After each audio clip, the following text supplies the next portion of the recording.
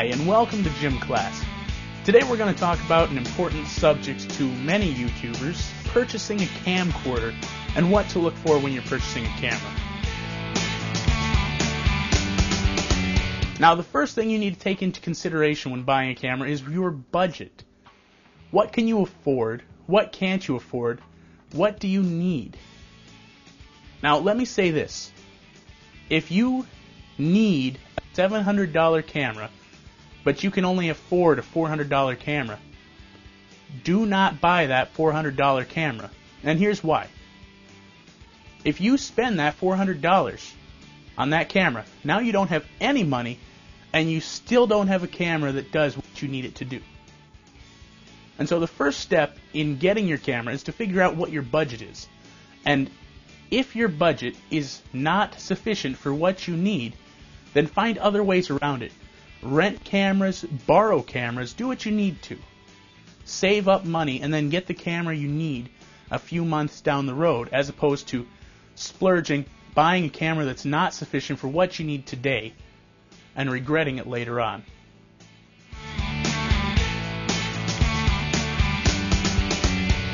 So now, keeping in mind your budget, let's go into the actual camera and what to purchase.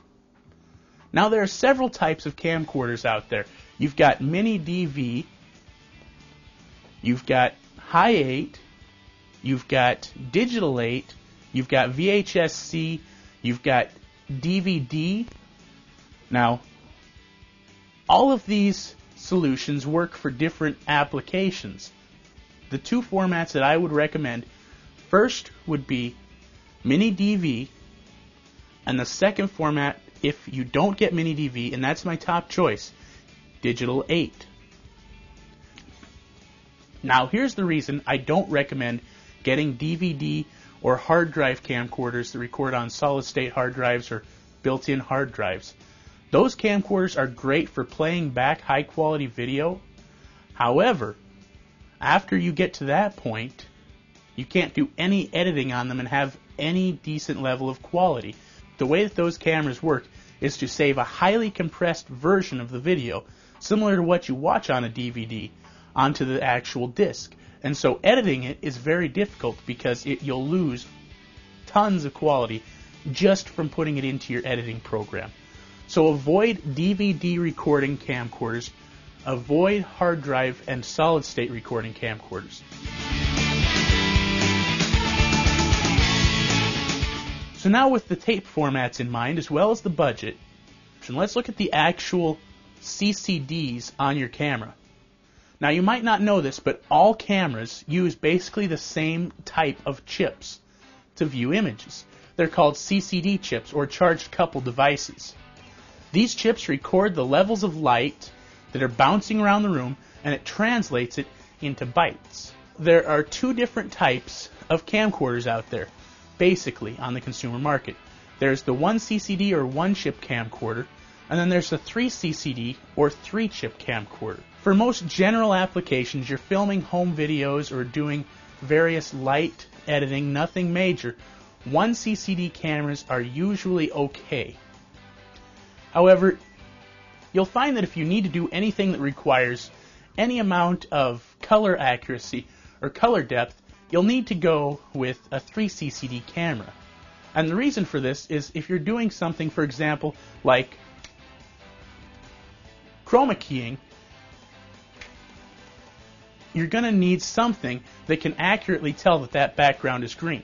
And you might be asking, well, why can't a 1 CCD camera accurately tell that it's green? Well, here's why. CCDs are colorblind. CCDs actually can't tell the difference between red light, blue light, green light, the light colors that make up all light.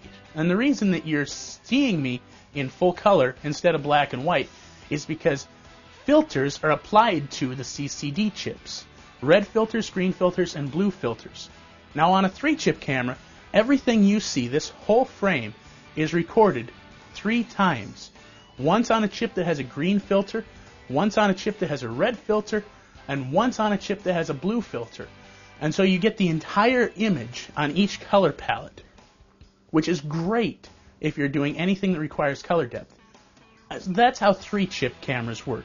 And that's why they're good for high definition colors, for colors that give you a real depth, and for doing things like chroma keying. Now, the way that 1-chip cameras work is sort of like this. Because CCDs are colorblind, they put an individual filter on each pixel of the CCD chip that says this one's red, this one's green, this one's blue, on and on and on in this checkerboard pattern. Now what that means is that you get the whole picture's general appearance. When you look at the TV, you might not be able to tell, but what you're actually seeing is you're actually seeing several rows of individual colored pixels, where this pixel is this green, and then the next pixel next to it is this red, and the next pixel next to it is this blue, for example. And you're not seeing a very clear image. Now, I won't go into a lot of details about how the color depth works and how the camera figures out how to put these together and make the images. But basically, if you're doing something like chroma keying, if you're doing something that requires color depth, if you're doing professional videos at all, in any semblance of professionalism, you're going to need a 3-chip camera if you want to get a good picture. So now we've covered making sure that you've got the budget for it, making sure that you're getting the right format of tape, and making sure that you've got the right CCD quality. The next thing I want to talk about are manual features. I can't stress how important it is, if you're going to do any level of high-end video, that you have manual features that you can change on a camcorder. Now, every camera out there has a zoom function where you can zoom in and out, and most cameras have a manual focus, or at least a focus lock button on there where you can hold the focus. That's great and all, but here's something else you need to think about: white balance. Think about buying a camcorder that has manual white balance, and here's why. If you've got a manual white balance setting, you can lock your white balance, and for those of you who don't know, white balance is basically what says this color is white. And the reason that's important is because for your camcorder to know what red really is, and what blue really is, and what green really is, it has to know what's really white, because white's a combination of those 3 colors put together. And so to get an accurate color picture, you need to know what white is. So white balance is another important feature. And there are a lot of other features that you should think about. Having manual aperture settings, manual shutter iris setting, all of those settings are important to have. But while they're important to have, they're also important to understand and to know how to use them. And so you can get all the manual features on earth, but if you don't know how to set them, then it's not going to do you a lot of good. So go for the manual features, but then also read the manuals when you get your camera, learn how to use them properly. The one last thing I would suggest is that you take all of these things and consider what you need. You might not need a 3 CCD camera. You might not need manual white balance.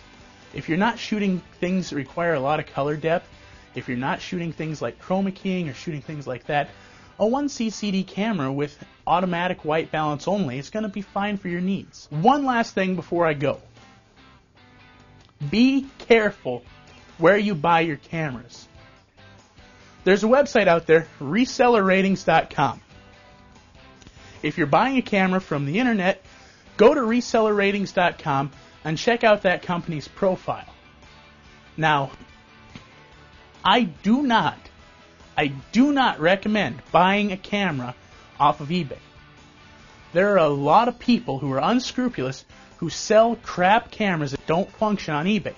And they might have 99% positive feedback, but if you look closely, that's on stuff that they purchased, or it's on stuff a long time ago. Do not purchase cameras off of eBay. Do purchase batteries off of eBay, though. You can buy batteries off of eBay. They're generic batteries made in China or Japan or somewhere and imported to the United States. But I tell you what, it's a lot better deal than having to buy the name brand batteries. And they last just as long and work just as well. And if you're trying to save a dime, go look at pawn shops.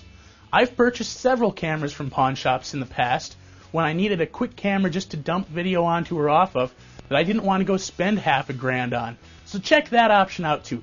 Check out pawn shops, check out local ads in the paper, see what people are selling. Unless you're buying a new camera from a trustworthy site, always make sure that you can touch and feel that camera and hold it up and try to record some footage and try to play back some footage before you buy it. Because you could be buying a lemon. People have tried to sell lemons before.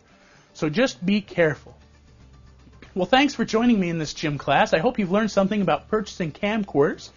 If you've still got questions, you can just hit the little button to send me a message, and I'll try to help you out with camcorder purchasing any way I can. But you know, folks, while I can give you this information, I really encourage you to go check it out yourself.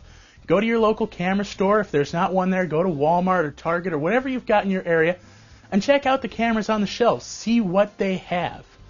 And just try the cameras out and take the advice that I've given you when you go to buy your next camera. So until next time, you're watching Gym Class, and I'm out of here. Later.